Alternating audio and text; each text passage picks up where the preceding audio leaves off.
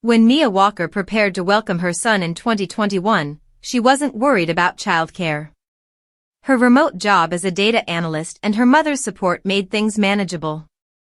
But after her son was born in April 2022, everything changed.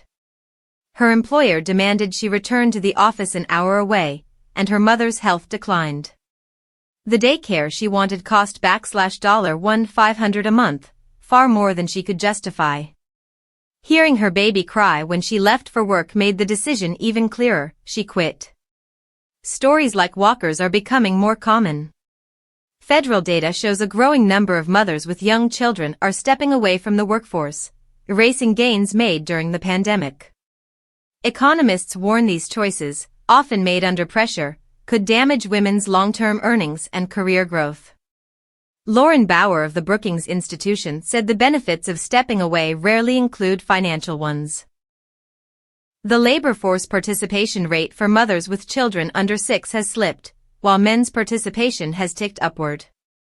One factor is the rollback of remote and hybrid work policies that had allowed parents, especially mothers, to balance jobs and caregiving. Large companies including Amazon and Boeing have reinstated strict in-office requirements, eroding flexibility many women relied on. Stanford researcher Nick Bloom noted that working from home saves parents valuable time, making the return to office push especially costly for mothers. But mandates aren't the only reason.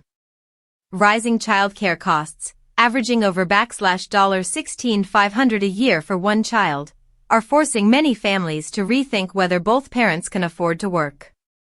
Waitlists for daycare can stretch for months, leaving some parents with no viable options. Research shows mothers are twice as likely as fathers to reduce hours or leave jobs to cover gaps in childcare.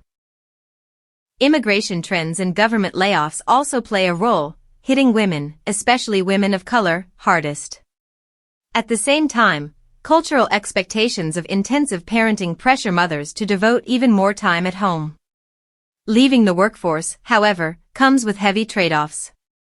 Economists describe a motherhood penalty that lowers wages and slows career advancement for women who step away.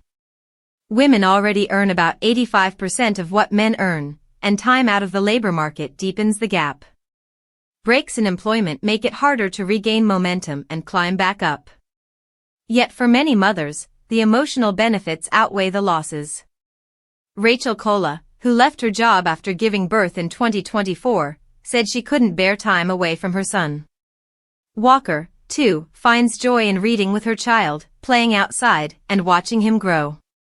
For her, the peace she feels spending time with her son is worth the career pause, even if the broader economic cost is significant.